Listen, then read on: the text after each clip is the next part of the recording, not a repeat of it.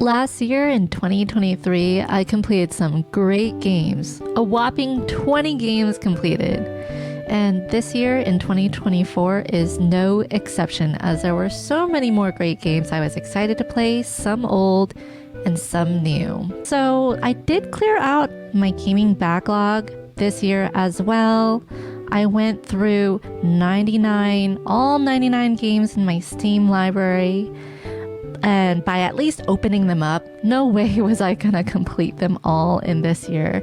So while there's a lot of games I started but didn't complete, I did make a change for navigation in my channel by also putting a little green check mark in front of the playlist. For anybody that wants to see a full playthrough of games, you could see the green check mark by the games which I actually completed. All right, here's the list. So starting with some indie games that I played. So we're going to go through in the Steam library a lot of these. Most of them are in Steam. Some of them are Nintendo Switch, Xbox Game Pass, and also a few PlayStation 5 because I got my first PlayStation 5 this year. So we're going to switch to the different tabs I have because I'm trying to do this all in one take. So we'll see how that goes. This indie game is called Love Choice by Akaba Studio. It is such a sweet game, super short, but I went through all the scenarios and it actually made me shed some tears. It was just so sweet. And it did have some unique gameplay that I haven't seen in other games, even though it might be more on the simplistic side. I love the story.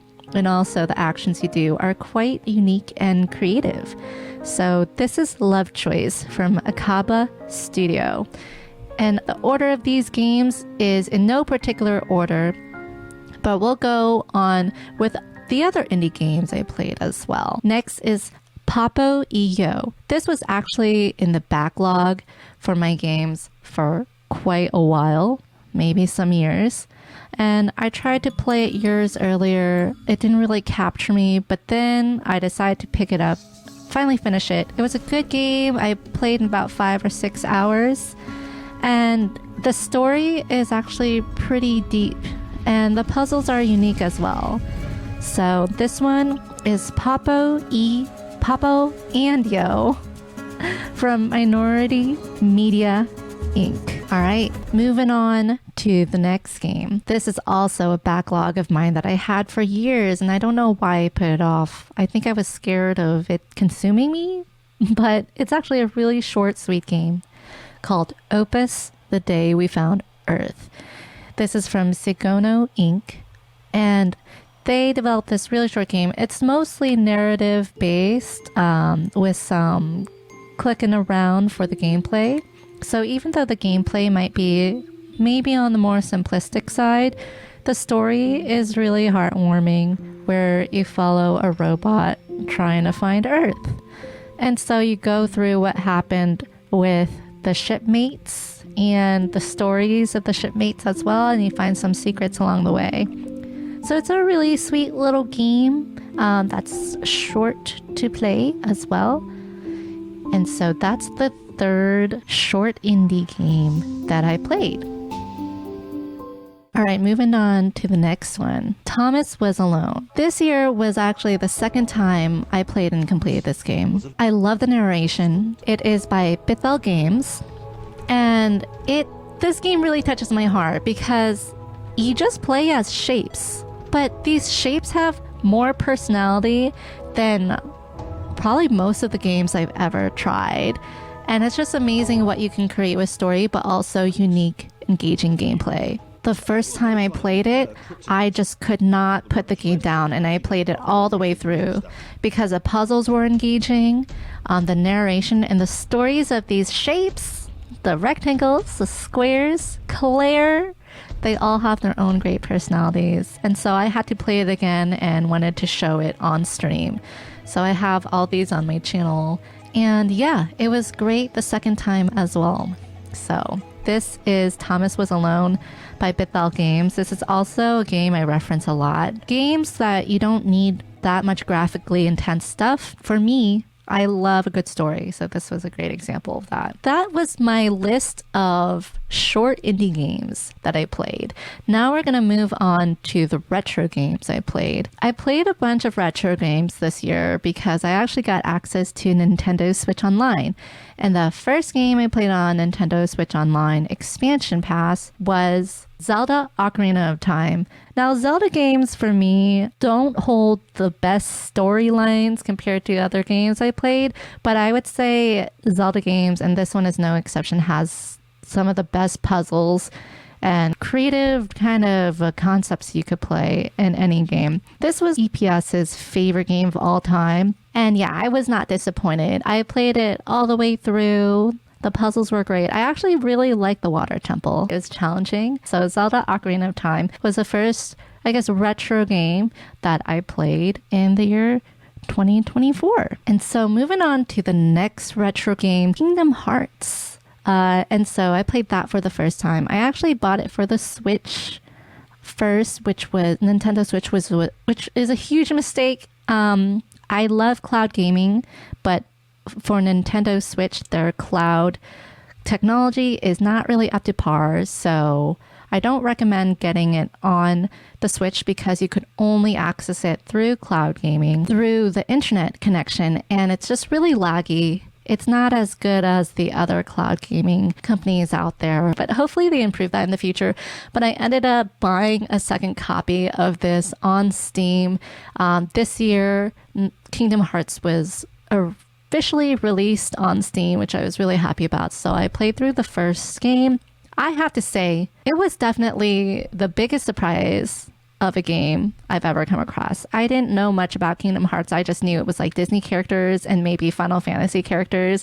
And I kind of had this pre-notion that it would be too kiddish for me or something. It's definitely a great game for kids, but it's got some parts that are actually pretty intense with the story. And also the gameplay is probably the hardest game I've ever played in terms of combat. It really kicked my butt. I don't play any like Dark Souls games. I tried to play Sekiro, dies twice. That one I couldn't get through. So I don't really go for like hard combat, but Kingdom Hearts is on another level that I didn't expect because you're playing along with Goofy and Donald and all these other great characters. But I had a ton of fun playing it. And also, it brought me back to old Disney movies, and I had to sing a bunch of karaoke like pretty much every stream. I sung a different, not very well, but I sung a different Disney karaoke song that we came across as we came across the world. But yeah, I'm trying to get through Chain of Memories right now, and it is very, very different gameplay from the first one. So we'll see if I can get through it. It seems harder for some reason, even though I have it on easy mode. So, but I do want to check out more Kingdom Hearts. I just have to play it on super, super easy mode. The next retro game I played in 2024 was Earthbound. This game probably had the most impact in my life throughout the entire year 2024, and it definitely was another surprise for me. People recommended Earthbound to me last year after I played Undertale, and I actually never heard of Earthbound or the Mother series before, even though I grew up in the 90s with the Super Nintendo. I'm a little sad that I never came across this game when I had my Super Nintendo back in the day, but I'm so happy that Nintendo Switch Online has it available to play, the first and second installment at least, because those were the only ones that were released in the US. So I actually started with Earthbound, which is Mother 2, the second in the series, which many people recommended, and I'm glad I started with that one first. It had better usability, better mechanics, and I really liked the story. It was really heartwarming, but also it was relatable, but without all the psychic stuff, saving the world from aliens. But there's just something so homey about this game. And every single step of the way had something different, so I never got bored. I was always smiling, playing throughout this game. There was so much variety in the towns, and there was just like great pacing. So Earthbound was the next retro game I played, and yeah, I feel like it definitely changed my life because the music was great as well. I really enjoyed the music. I love the characters in this game, and I'm gonna play it again in the future as well. And right after Earthbound, I started Earthbound Beginnings, which is the first series in the Mother series, so I kind of went backwards. This game definitely is still very clunky. The gameplay is definitely the most amount of random encounters I've ever encountered in a video game, but that's pretty much all the negatives I have about this game, and the negatives do not outweigh the positives. This is also one of my favorite games and also is great. The music is even better. If you listen to the original soundtrack of Mother, I don't know how or like why they had to go so hard. They had so many different vocalists, great vocalists, Catherine Warwick and others as well. And it just was such a joy to listen to.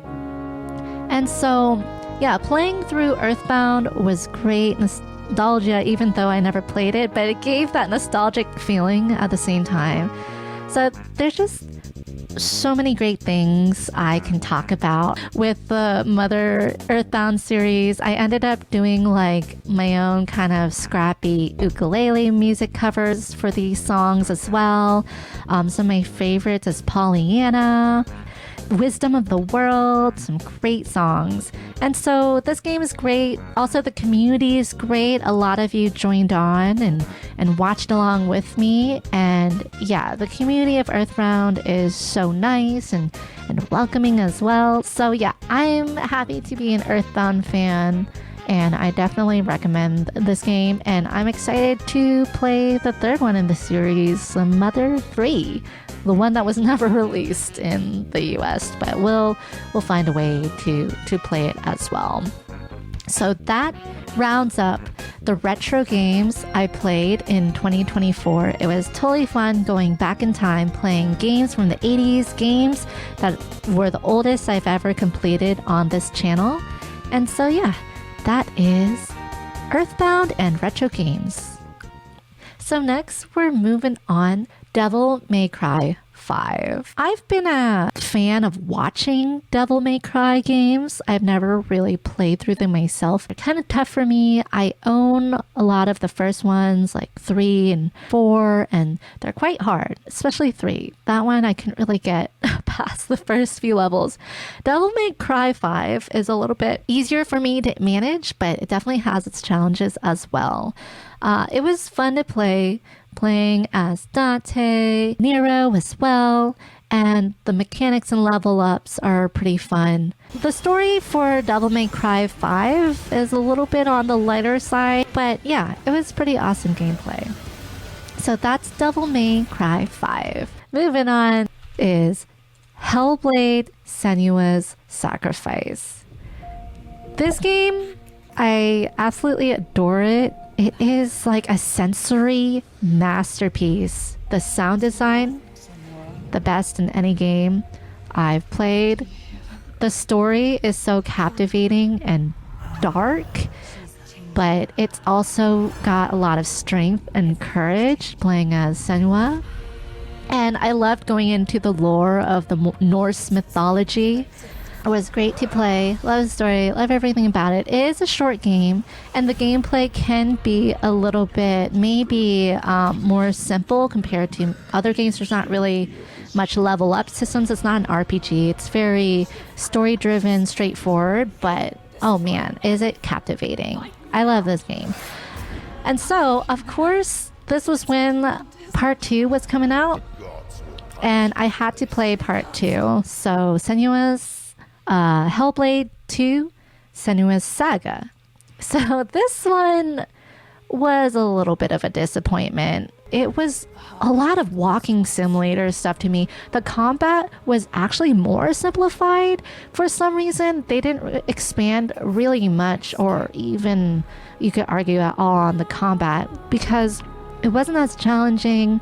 You fought one opponent instead of multiple, and so the strategy was not as there. They did still have puzzles. There were a few new puzzles as well, but I think it was a great movie, a great 5-hour movie, but I just had to watch this movie holding the left thumbstick up just as a walking simulator. But the story direction, the sound, of course, is great. I really like how they introduced new characters with new voice acting as well. That was really cool to see. I wish they could have expanded more on that because their stories seemed really interesting. Overall, I was a bit disappointed of it as a game. However, the awards they got for sound design, I think, is pretty well deserved. Melina Jorgens is an amazing voice actress in this game and the last game. The visuals are great. It's just the gameplay wasn't there for me. It wasn't there. It was missing a lot. But I am still excited to see what Ninja Theory has to offer in the future, so I'll keep a lookout for that. All right, moving on to the next Xbox game. So the next Xbox game is Hi-Fi Rush. So this one was really fun for me to play. I tend to be a fan of rhythm-based games, and so this was no exception. I actually did play this. I tested this out on Xbox Game Pass Cloud, and yeah, it's not perfect, but I actually was able to get hits on the beat through Xbox Game Pass. But eventually I ended up playing it either through locally on my computer or some on I think, I don't know if it's available on other cloud gaming platforms, but I eventually played it locally. However, it's there if on cloud if you want to try it out, and it was a ton of fun. The story is a little bit on the light side, but overall, I'm glad that it exists, and it was just a ton of fun to play. Great rhythm game. Even the quips were something I could get behind. I love the art style as well. It's just so bright, and yeah, just a good time. So that's Hi-Fi Rush. All right, so next is a game that I've been trying to finish for a while, and I finally finished it this year. It is Yakuza Like a Dragon. So this game, I also played on Boostroid Cloud Gaming, and it couldn't run on my computer. It looks a little laggy right now because, as you can see, my computer is not the best computer, but basically, it was playing worse than this on my local laptop because I don't have a gaming laptop. But Boostroid came through in clutch, and they let me play this game beautifully on their systems. The reason why it took me so long to finish, it took me 2 years to finish this, is because the actual game definitely has its slow moments. I just almost quit this game because there were some dungeons that were hours long with oh gosh, this song is gonna get me copyright, but there were just some dungeons that were hours long where you couldn't save in between, and they were so boring and repetitive. And after I got out of that dungeon, I basically was like, I am not playing this game anymore. I don't like it. But then I decided to give it another go, and I think the ending cutscenes, the ending story definitely made me realize how great this game is. There's a lot of side quests that I think for me, it's like a hit or miss. There's just a lot of dialogue that I like for myself. I skip through really fast because that's just not my style. I think sometimes modern JRPGs can get very, very long for me. So that's just my kind of play style, I realized. But other than that, it overall, is a great story. It definitely made me cry as well. So I'm glad I finally finished Yakuza Like a Dragon this year. That's Yakuza Like a Dragon. Now, the last game I finally finished this year was on a completely different platform that was brand new to me on the PlayStation 5. The first game I played on there is Final Fantasy VII Rebirth. And so, Final Fantasy VII Rebirth is a game I was looking forward to, so excited for. I played Final Fantasy VII, the classic original version, last year for the very first time. I absolutely loved it. It's in my top 5 favorite games of all time for sure. So yeah, I definitely wanted to pick up Rebirth, and this might have been one of the big reasons I bought a PS5. Final Fantasy VII Rebirth has a lot. I played it for over 80 hours before I finished the game. And at first I was like, I'm going to do a bunch of side quests. But I realized, like, for me, most of the side quests wasn't as enjoyable for me. It wasn't as interesting. And I guess, like, I've just been spoiled from side quests from, like, The Witcher 3 and stuff where they had more captivating stories. But there was just, like, a lot of repetitiveness. So then I learned quickly. And also from the nudging of some tips in chat, they were saying, just skip the side quests, go through the story, and then do the side quest later. So that worked for me. And so there were maybe 1 or 2 side quests that I did actually thought was worthwhile, like the condor watching as well. But yeah, this game, I definitely have a love-hate relationship with Final Fantasy VII Rebirth, and I go on the reasons why at the end of my last stream playing this game, the finale. I go on talking about it for probably over an hour more. So I have a lot of thoughts of the story changes, and as far as the gameplay, I think that I love some of the side quests, like Queen's Blood is my jam because I love card games. Like I played Gwent a lot in The Witcher, and so that was a great game to play. The chocobo stuff was actually really interesting to me, how you could level up the chocobos all the way to the end, and the way they introduced it to you I thought was really well done. Everything with the date at the gold saucer was amazing. The gold saucer date was amazing. But other things, yeah, it's just I have a lot of love-hate relationships. Some of the story points I actually like better than the original, but some of them I was not the most jazzed about. However, just having a game like this that reimagines an old 1997 game with the amazing graphics, and the world is so vast and beautiful. It's just amazing to see. It's just amazing to see the game in its full glory, to see what vision the developers and team had for the original game. And a lot of it did live up to the expectations. The voice acting for all the main characters were absolutely amazing. Even the side characters. The character design was also really great. I loved as well. But yeah, so that rounds up my year 2024 games that I completed. And yeah, it's been a great year. Pretty much all of the games were amazing that I played. And so let's see, I think the music is playing in the background. But just to wrap up, it's been a great year for video games, and I'm looking forward to next year as well. I'm gonna play a mixture of old and new games. It's definitely gonna be maybe more games for the PlayStation 5 and VR because those are the systems that I got brand new for this holiday season. So I plan to concentrate maybe more on PlayStation and VR games.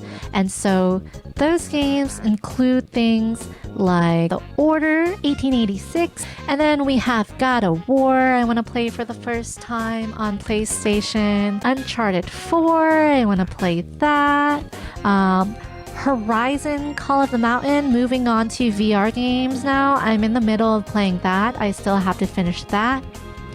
And then we also have our VR games, Batman Arkham Shadow. So I also got, along with the PSVR 2, I also decided to snag the MetaQuest 3S. Man, they just had such good deals this past Black Friday, I couldn't resist. And a game that I've been looking forward to play, Half-Life Alyx. So I got that. I have obtained it on sale. I'm seeing how to hook up my VR headsets to Steam right now. So I want to play some Half-Life Alyx. And of course, I still have love for the retro games, so I want to get into Mother 3, maybe more Kingdom Hearts in my queue as well. I'm going through some games right now, Indiana Jones and The Great Circle, so that was just released. I'm having a ton of fun with that. And of course, more Witcher because it is my favorite game still after all these years. So if you guys watched along, thanks for joining on, whether it's on my streams, leaving a like on these videos, and subscribing as well. I still plan to stream almost every day.